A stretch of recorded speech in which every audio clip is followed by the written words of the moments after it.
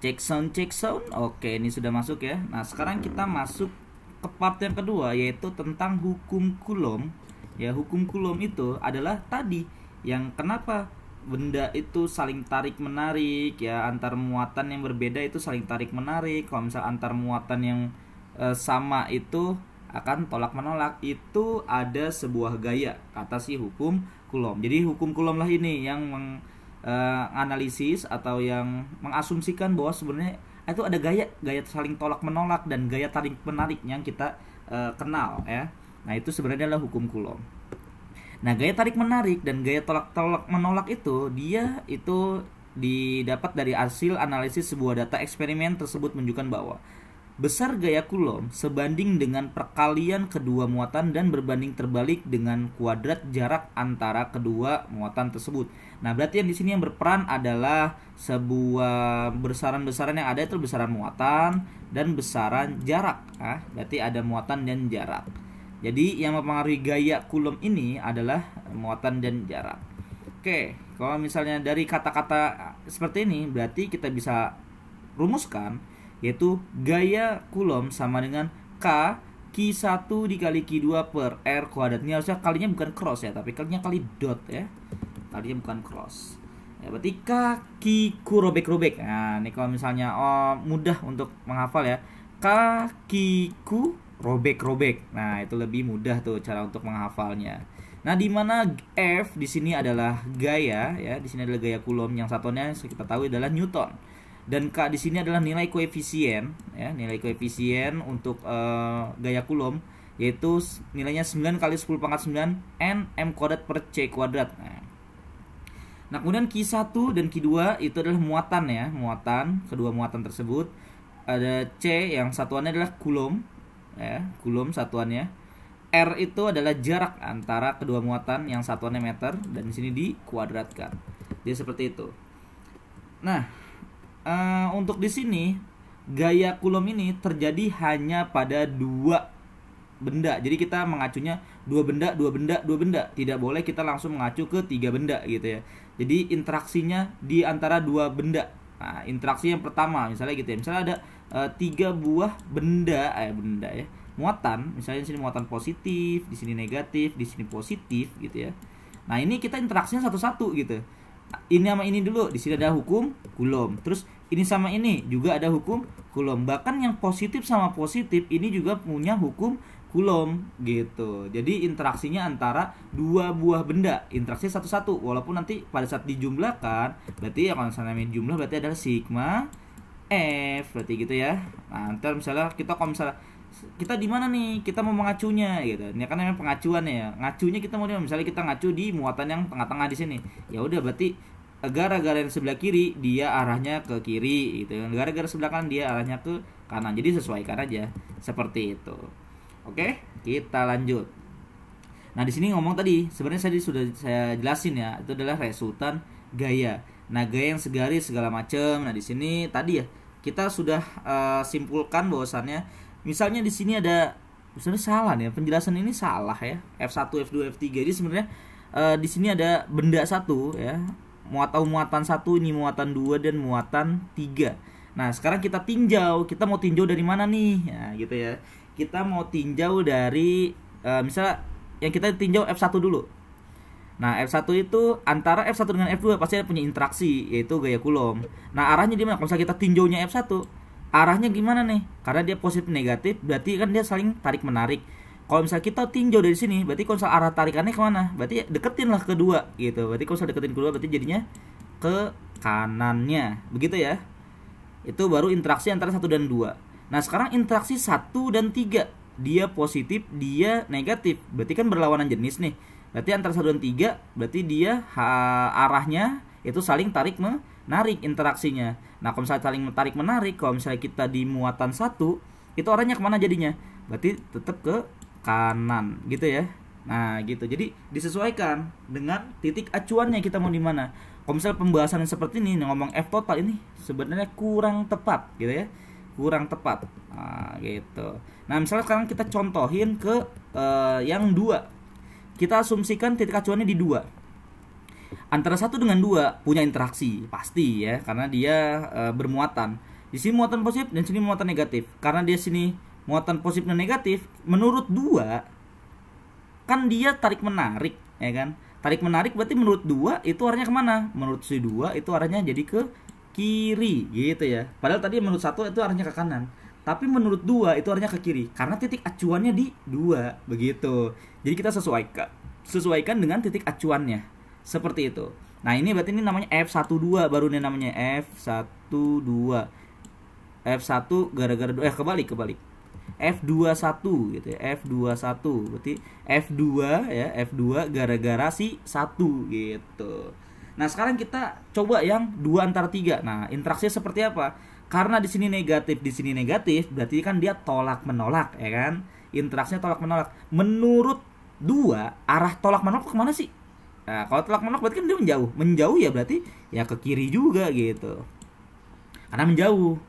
Menurut si 3 ke kanan, tapi menurut si 2 ke kiri jadinya. Begitu, ya. Nah, kalau misalnya menurut ini gitu jadinya. Nah, berarti ini kita sebut apa? F23. Nah, F2 gara-gara si 3. Nah, arahnya ke kiri. Nah, kalau misalnya arahnya sama-sama ke kiri, ya udah kita mainin yang namanya vektor. Kita udah menganggap vektor. Yang ke arah kanan itu adalah positif, yang arah kiri itu adalah negatif, yang arah atas itu adalah positif, yang arah kiri adalah negatif. Seperti itu. Kita mainin ke asumsi arah dari vektor, ya. Seperti itu. Nah, coba kita lihat. Oke, masih 6 menit. Nah, sekarang kalau misalnya membentuk siku-siku ya, membentuk sebuah apa nih? Segitiga. Sebenarnya ini sama ya. Sebenarnya ini sama aja. Jadi kalau misalnya ini pakai ini, sebenarnya ini salah gitu. Ini tinjauannya dari mana gitu kan, kita harus lihat tinjauannya dulu ya. Kalau misalnya di sini bisa dikatakan ini plus gitu ya, di rumusnya di sini plus, berarti tinjauannya yang ini nih gitu, yang ditinjau yang ini gitu. Nah, kalau misalnya yang ditinjau adalah muatan yang ini, nggak mungkin pakai rumus yang ini, kita pasti rumus yang resultan di sini. Berapa sudut yang dibentuk di sini gitu. Jadi jangan mengikuti yang rumus jadi ini karena tidak sesuai. Kita ditempatkan di mana, yang ditinjau yang mana, seperti itu. Berarti kita langsung ke yang ini aja ya, karena emang semua aslinya rumus tuh yang ini gitu ya. Ini tuh terjadi karena cosnya itu sebesar 90 derajat, jadinya nilainya 0 di sini ya. Ini nilainya 0 kalau misalnya cosnya 90 derajat gitu. Jadi kita masuk yang ketiga aja ya, karena sama aja. Nah, kalau misalnya kita lihat di sini F total nih, aduh, apa nih? Sebenarnya salah ya, ini bukan kayak gini ya maksudnya ya. Kita tinjau misalnya dari benda 1, benda 2 dan benda 2 dan benda 3 di sini. Antara benda 1 dengan benda 2. Nah, kita lihat di sini. Di sini positif, di sini negatif. Berarti kan dia tarik menarik. Kita tinjau yang 1 gitu ya. Ini kita ikutin ini dah, kita tinjau yang 1. Menurut 1 gara-gara 2 ya, berarti arahnya kemana nih? Arahnya ke kanan. Nah, ini sesuai dengan arah yang panah yang hitam di sini. Nah, terus kemudian antara 1 dengan 3 nih ada interaksinya, dia positif negatif, berarti saling mendekat gitu. Arahnya kemana? Ya udah deketin aja gitu, saling tarik menarik. Nah, begitu.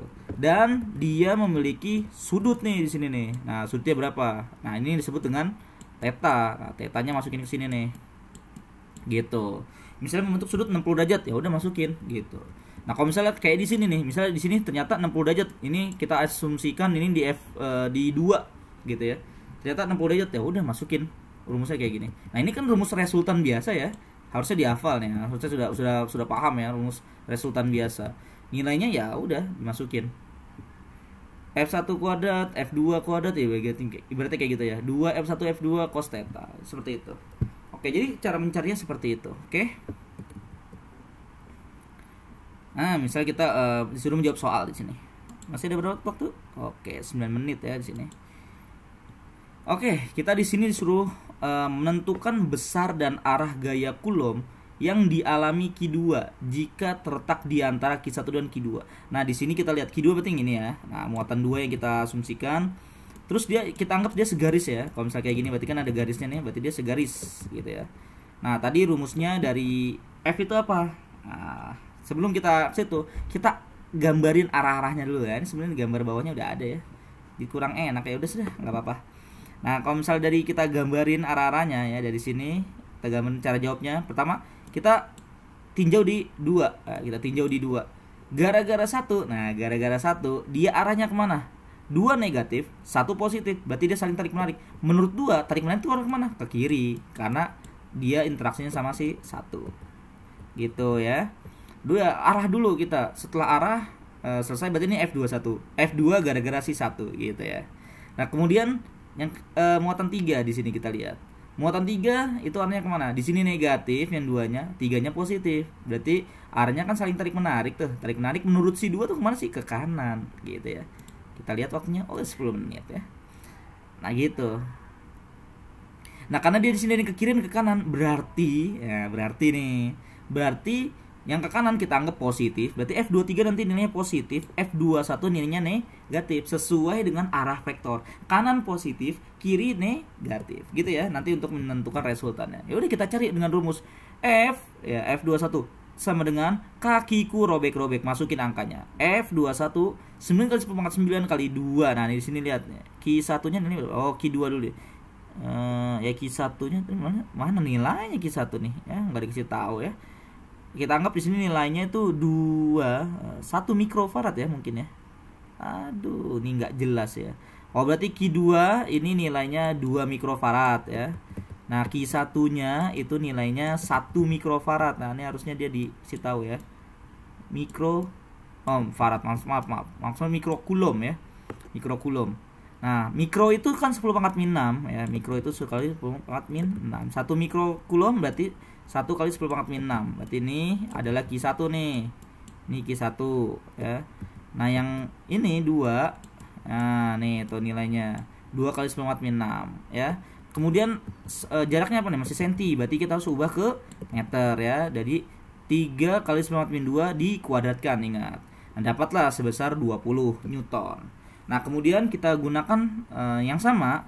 Di sini Q3-nya besarnya di sini 4 mikro nih, 4 mikrokulom ya, dari sini ya. Saya ngeliatnya dari sini.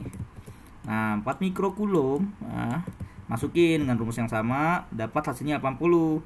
Nah, karena dia saling tarik menarik antara ada yang ke kanan dan ke kiri, berarti ya udah resultannya yaitu yang ke kanan dikurang ke kiri, berarti 80 dikurang 20. Jadi jawabannya 60. 60 dia nilainya positif, artinya dia geraknya masih ke kanan. Berarti nanti muatannya sebenarnya dia pada saat ini kan keadaannya diam nih. Pada saat ini terjadi interaksi, ini muatan yang kedua bakal bergeser lama-lama ke Q3 gitu ya, atau ke kanan seperti itu. Sampai sini bisa dipahami?